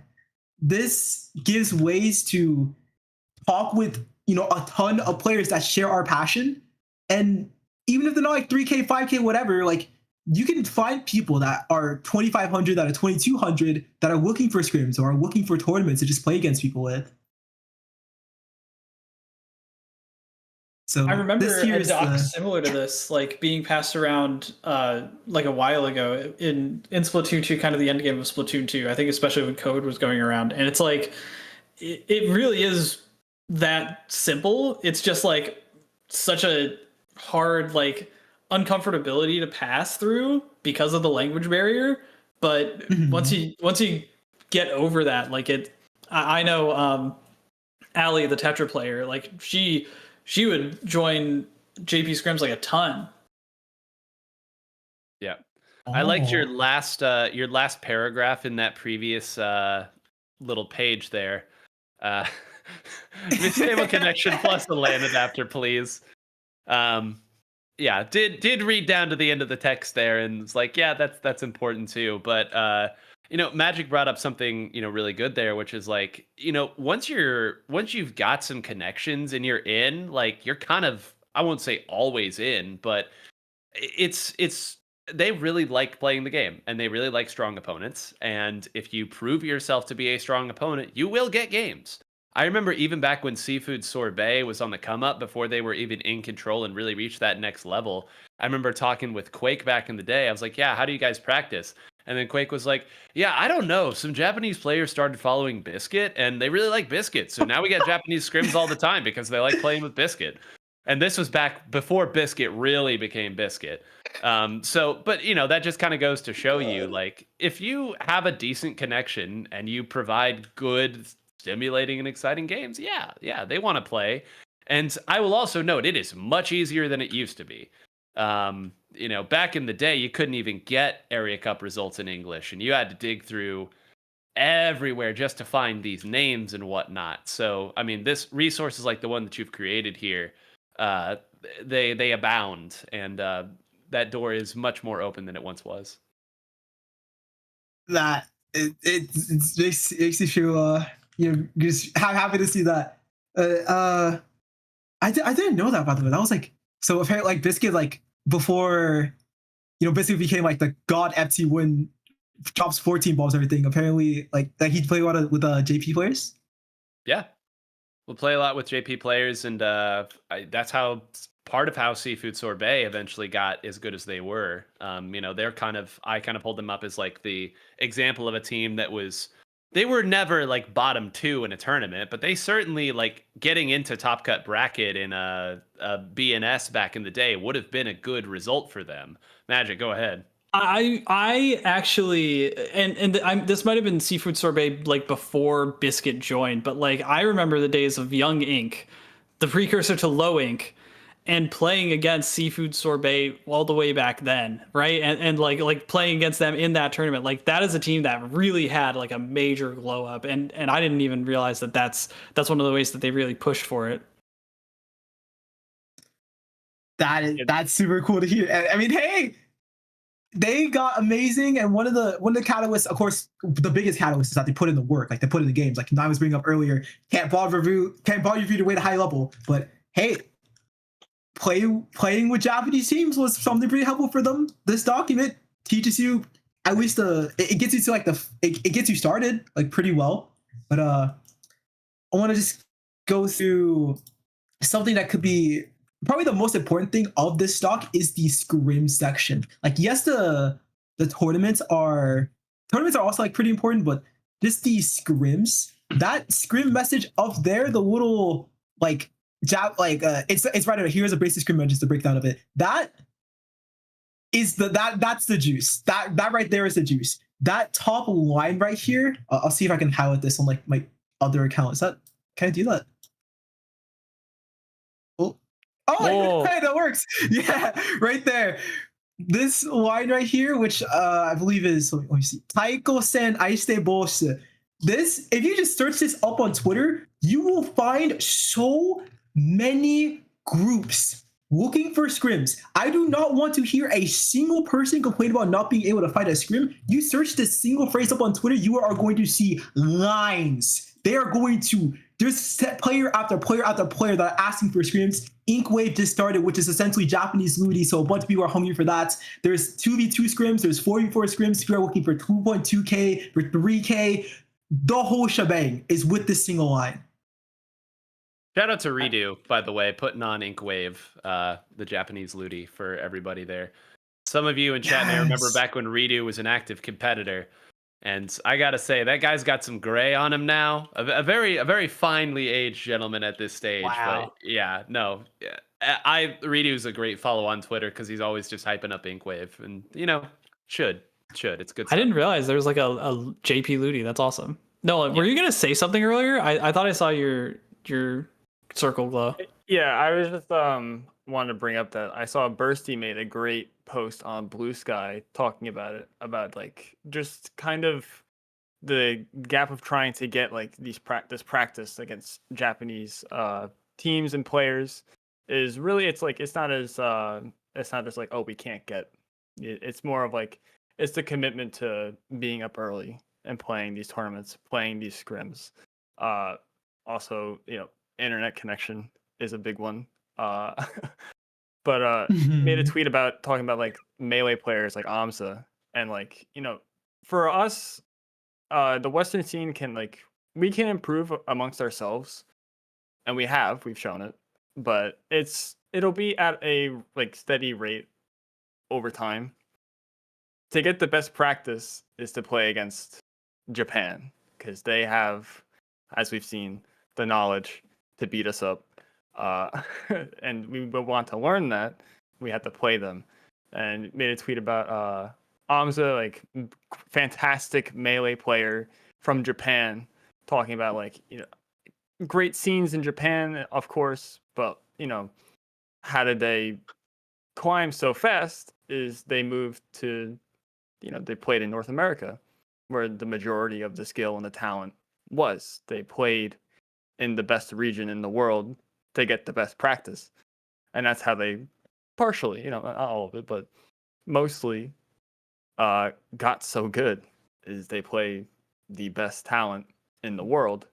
So it's on top of the commitment that, you know, like, and Jared made a great video about it too, talking about just, you know, the improvement between West scene and Japan it's so nuanced. It's not just like just play them. It's like, well, work and school and early hours and getting these connections and making it worthwhile. All these things combined, it makes it pretty difficult. I can't really say, because I have Moonlight, you know, the same reasons that Jared brought up, like school and work, it's really hard for us to find time in the morning, 6 a.m, for us to get up and play, and then potentially get beat down. Yeah, but it's part of it. Yeah, you have to lose at some points to learn really where your mistakes are. But I wanted to bring that post up because it really like resonated with me. I'm like, that is like the piece of, like, I couldn't put it in words. That is the exact way I wanted to put it. No, it makes so much sense. Bursty has that effect. Bursty, like, consistently being the smartest person in the room is just kind of how that game goes. You know, it's no shame that I do not have enough good things to say about Bursty, but something that you touched on there that I like was an annoyance for me, so maybe this is a little soapbox for me, is I've always had kind of a little ick when it comes to, you know, people suggesting how North America can catch up to Japan. Because what are they actually saying? What they're saying is our top players can beat their top players here. That's what they're talking about. They are putting top players against an ecosystem. It's an opponent that cannot be beaten. And that is such an unfair position to put these players in. Because Bursty said something right there that, and I guarantee he said it way nicer than he probably wanted to say it, but, you know, Bursty's a gentleman, so that's how he does it. Like, they are putting the time in. They're scrimming every good player they can find, whenever they can find. They play the game more than you do. They enter more than you do. They make fewer excuses than you do. And then they go out there and, we then get to make clickbait out of them and have a little fun with it, understanding that, you show respect to them. They get the game too. It's all in good fun. But I mean, that is, it's such a difficult spot to put those players in. And Nolan, I am including you in this, of course, is, I know you guys put in a ton of work. And so I think Bursty said something in that tweet that was just like, these small changes cannot make up a systemic gap. And he's absolutely right. Good players beget good players. Japan has no shortage of them. And the formats that they have put those players against each other very often with, pride on the line and whatnot. Yeah, quite disingenuous. Suggests there's a solution us as the Western scene can come to when the problem's clearly systemic. And that's why, the declaration of Inkopolis, I think, is such an inoffensive approach of like, hey, this is what Japanese players have done to get good here. Try it. See if you can become stronger. But I think everybody knows, like, we're not going to get, 30 of our teams to match up with 30 of their teams. I mean, something would have to drastically change here. And I'll tell you, it ain't anything that we're going to be able to do or that TOs are going to be able to do. You can't tournament format your way into this. It's hard. The players who are really good will, eventually graduate high school and go to college and then get out of college and go to the working world. And then those top players aren't top players anymore. And meanwhile, in Japan, like, oh man, like some of their players are getting a little older now. I can't even say that because like they're still super young here. I was gonna be like, Melon's not 16 anymore, and then I'm like, oh wait, Lobster's 16 and Shuma's still 13. So the broader point I'm trying to make is that Bursty is right on the money. So as we're making these suggestions of ways to get better as players, it is not. I mean, Bursty used disingenuous. I'll say that it's just asinine to act like there is a way to systematically structure us to catch up to Japan. That's not how it's gonna go. And I'll tell you all another secret too. Even if a Western team wins Area Cup, we still haven't caught up. That's not what it means. It's an environment, it's a scene. So it's a frustration that all the top players are very, very well aware of. So as you're, talking about different ways to get better, criticizing this, just keep in mind that as frustrating and as stonewalled as sometimes it can be to interact with them, that they have put in so much and continue to put in so much effort for their goals. And, just keep that in mind as you're trying to maybe suggest to them how to get better. Because I bet they've probably tried whatever it is you're about to suggest. And like, I think the fundamental thing too, right, is that why are we making this suggestion in the first place? You know what I mean? Like what? Why this discussion? Period. Right? Obviously, people want something to cheer for. They want like a sense of like pride in the people that they engage with, that they are fans of, right? But it's such like a meaningless trophy to even hold because there is no trophy, right? It's like, all right, well, what's the JPC better than NA? Like, at the end of the day, that doesn't hold any kind of weight. There's no real incentive for it, right? I mean, we're so far apart that like, we have to move mountains to even make something like this happen in the first place, a tournament like this happen in the first place.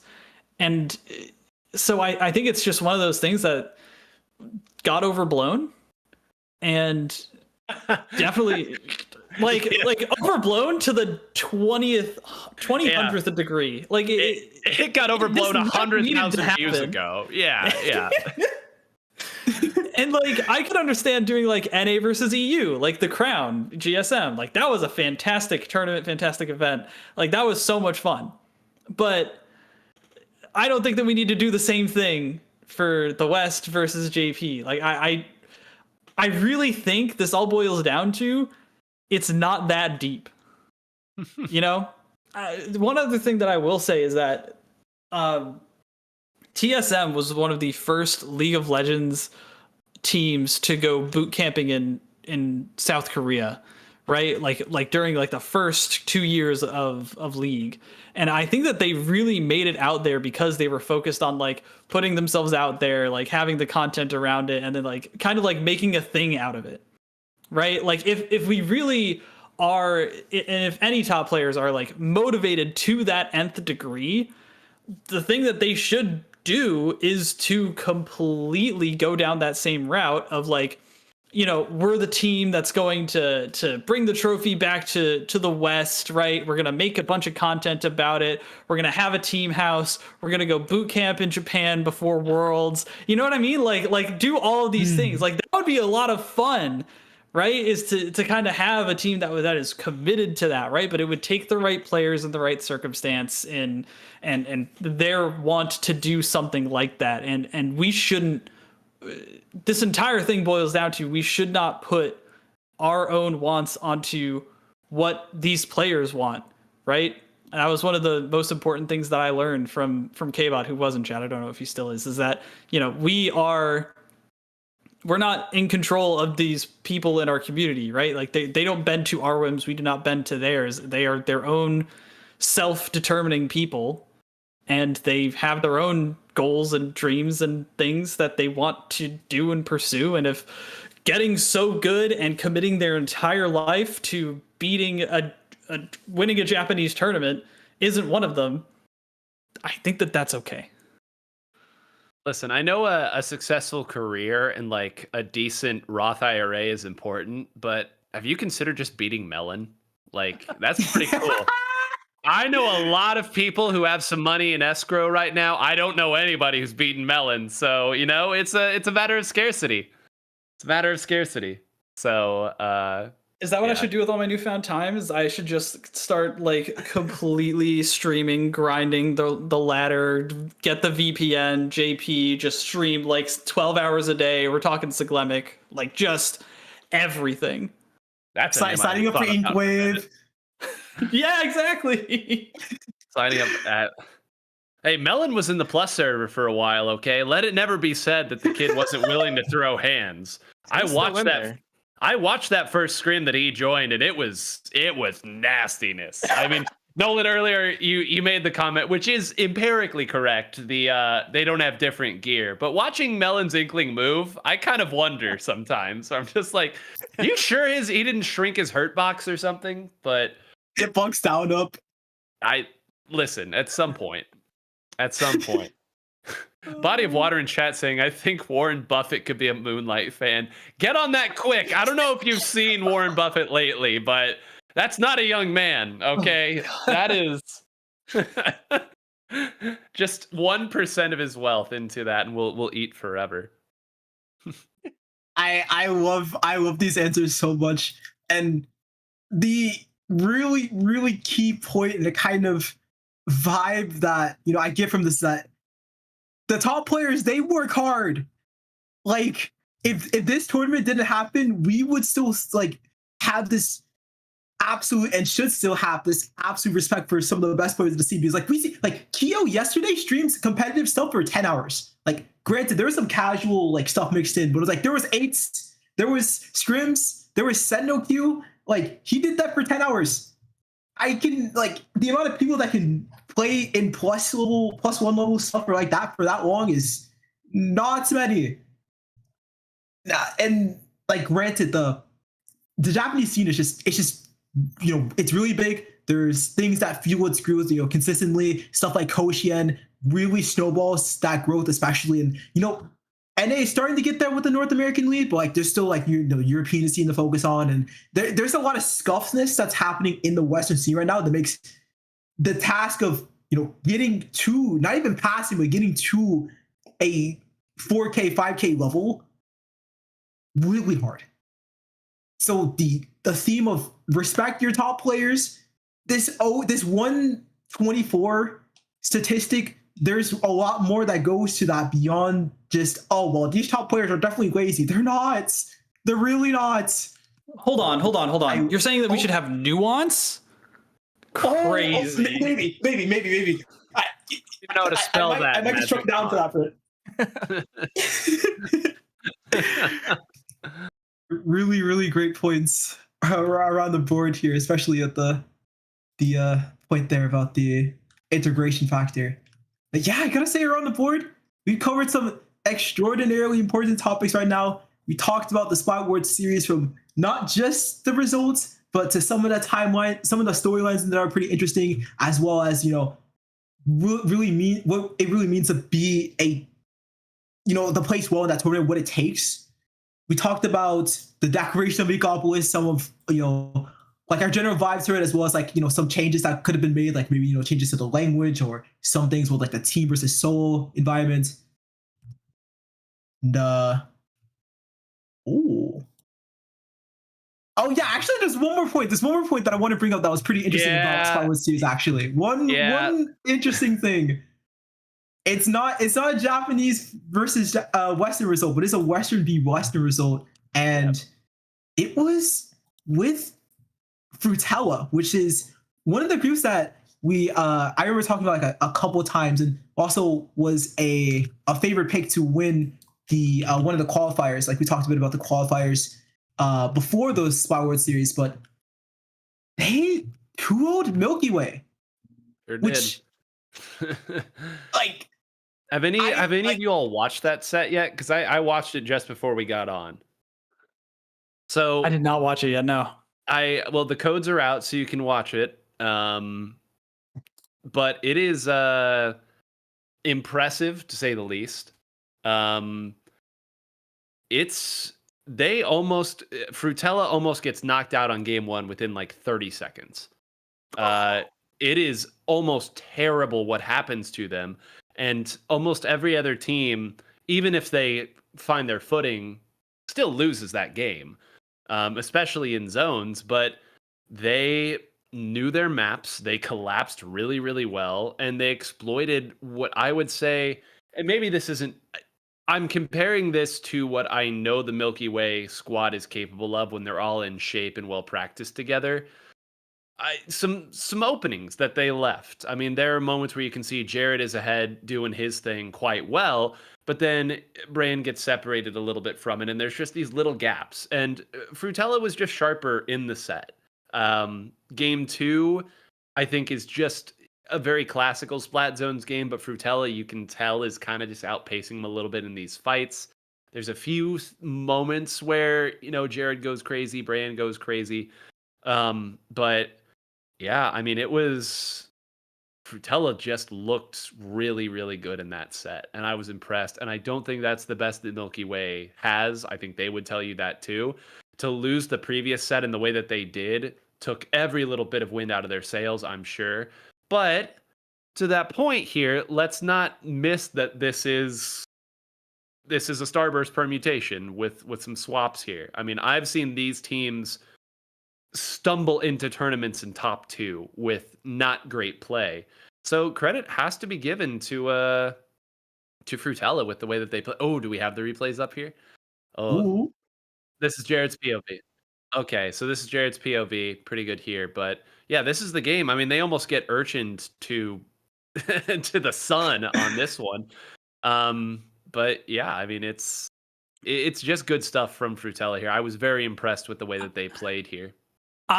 This was one of the teams that I really like sunk my teeth into when prepping, because their story to me was so interesting. This is a team that like has been going through some permutations over the last like 6 months, kind of trying to find exactly what their roster is going to be. Like there are a bunch of tournaments that have a team called Frutella in them that is not exactly the same players.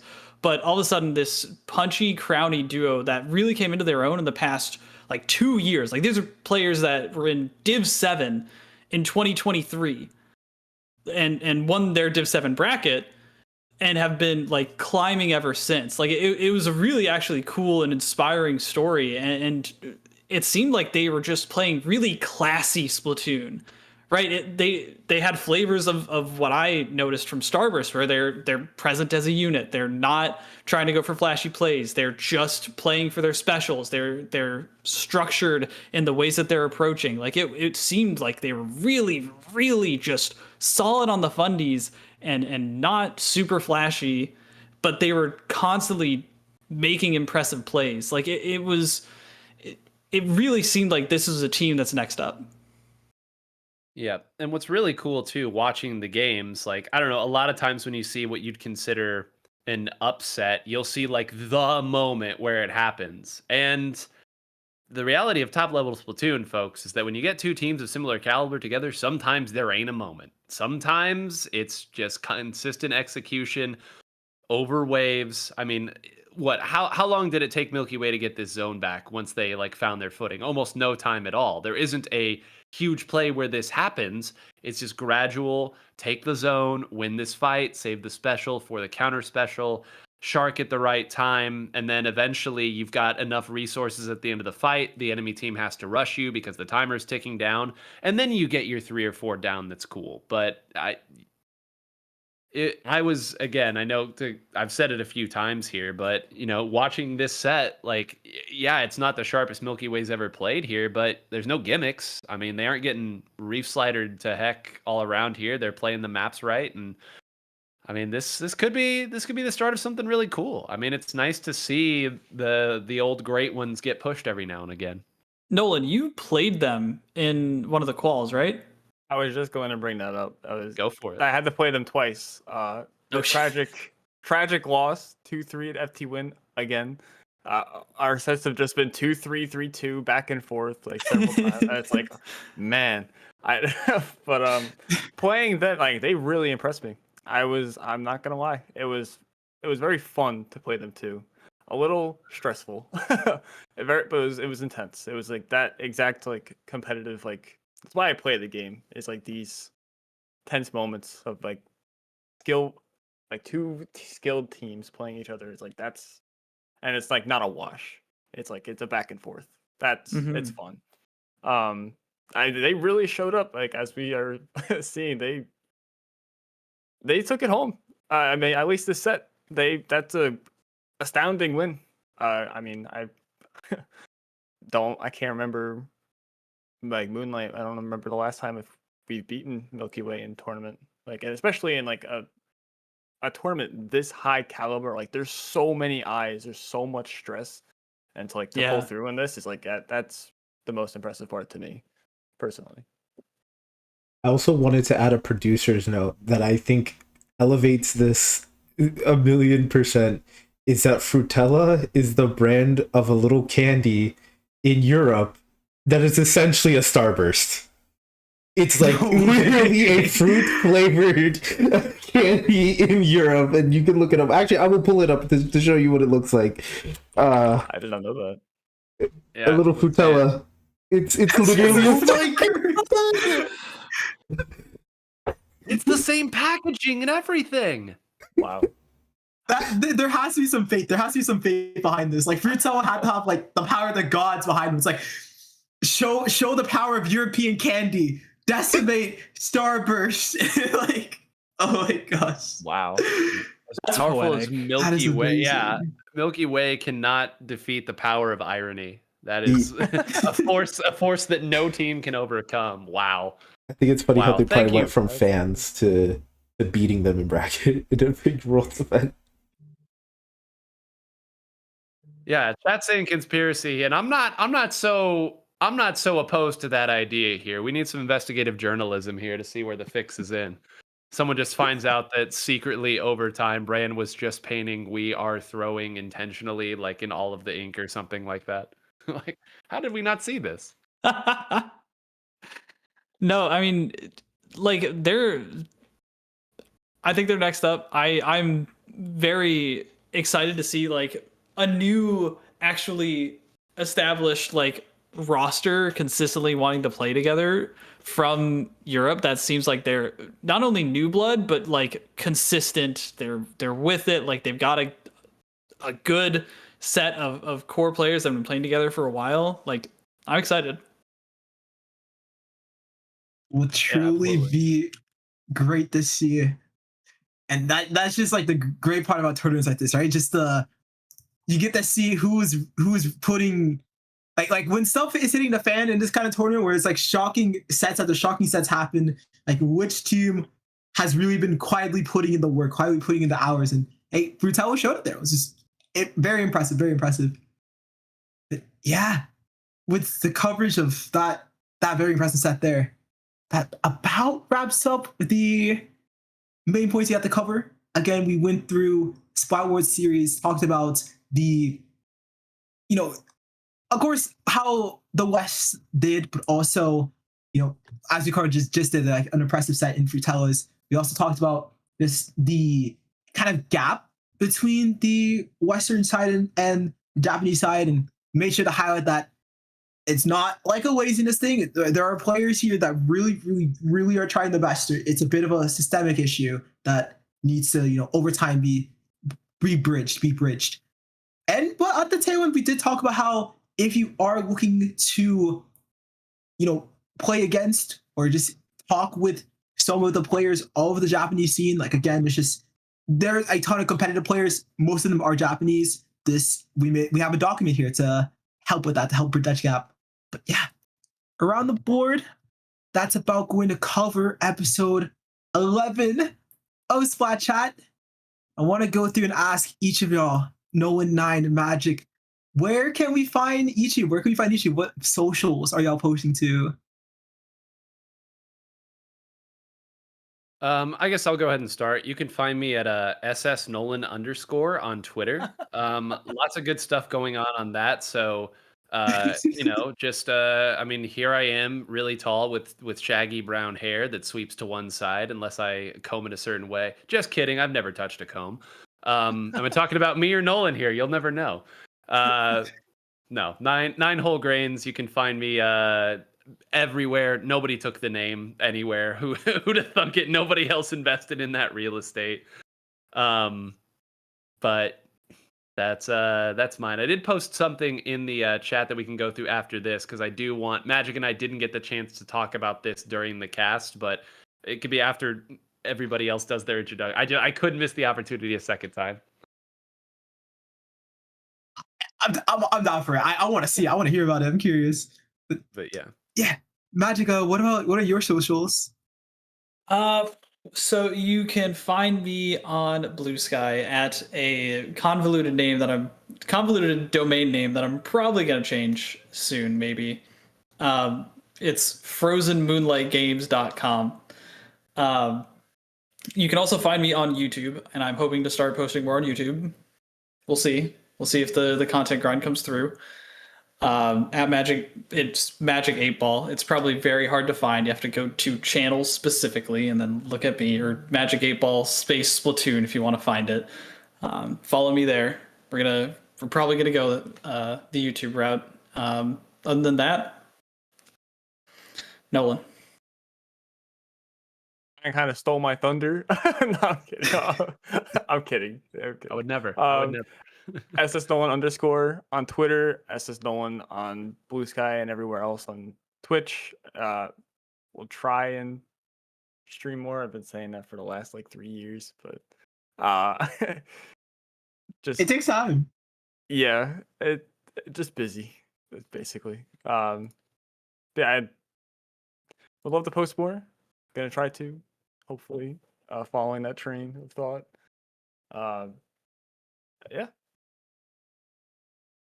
Love it. I love it. All right, I'll quickly cover my socials and then we'll get to talk about Resistance here. Interested in this, but you can find me at Pink Puffy Pastry. I'm across pretty much all the big socials nowadays. I post a lot of competitive content on Blue Sky as well as Twitter, but also I do love to stream on Twitch. What we're doing this Friday on Twitch is that we're gonna do some 8s. We talked about 8s a little bit in the stream during the section of making quality practice, right?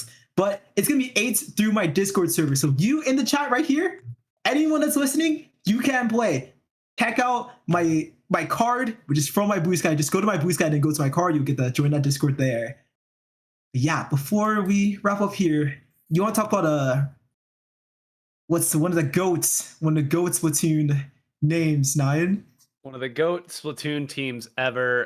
In our Discord here, the production Discord, I posted the card that at 4:22 a.m. on May 28th, 2022, I flashed for the like 100-something viewers that tuned into my stream. It was just me with COVID and Magic running everything that morning. And Resistance was the name of the team that would win that pivotal first online Splat World Championship. I bring it up because there's a couple names on that very first Splat World Championship that some of our viewers may be familiar with. It was, I'll admit, kind of unfamiliar to me at the time, some of these names, but there's a little shooter there by the name of Raymaru, and there's a Splatling player there by the name of Niagora. And I just want to point out that after over 3 years of all these different competitions, 2 different games, very different roles that they have played, it's still Raymaru running and shooting things with his shooters. It's still Niagora on all the Splatlings, and they're still kicking everybody's butt. So this is just an incredible callback. Raymaru and Niagora won the first online Splat World Championship, some of the highest caliber play I've ever seen. Incidentally, I also found my stream of this. I saved the VOD on my computer. So this is a piece of Splatoon history that I'm going to try to upload again because I think part of the old Area Cup stuff got nuked. But don't worry, I've still got this one. But one of the great tournaments ever played. Starburst gets some great moments in. All of your heroes on the Western scene are there, and they have some good moments. But these two raining all over everybody for all this time. It's just good to see the same names come up again. Also, Tic Tac was the one who did the translations for us on this one. I just love the absolute slide in there at the end of, so their strong suit is splat zones. As if, as if water wasn't wet, right? Like, yeah, of course. A team that won 2 area cups is strong in splat zones. Who knew? But yeah, this would have been a poetic thing had Magic or I had any oxygen left in our brains to talk through. But Magic, I mean, this was just so cool to see these players that won us over so quickly get another win like this. And that Starburst Resistance set, just one of the most hype sets that I've ever commentated ever, period. It was electric the entire time. It was so much fun. If Nine posts that again, which I'm going to beg him, everyone has to go watch that. Mm-hmm. Yeah, I might even chop it up into the individual. I might even chop it up into the individual sets too, because why not? Your first reaction though is going to be, "Oh my God, Splatoon 2!" Like, boy, does it look stiff. Beautiful piece of history with Resistance. 2 of their members coming back to win the most important event of the year. I absolutely love it. Yeah, that's gonna wrap up episode 11 of Splat Chat. Was a very fun thing to cover. Very great things we covered today. And hey, stay tuned for the next time. Episode 12 is gonna be post Splat Chat, post great documents. We're gonna get some fun topics to cover that time. With that, we're going. Have an amazing evening / morning / wherever you are in the world. Take care.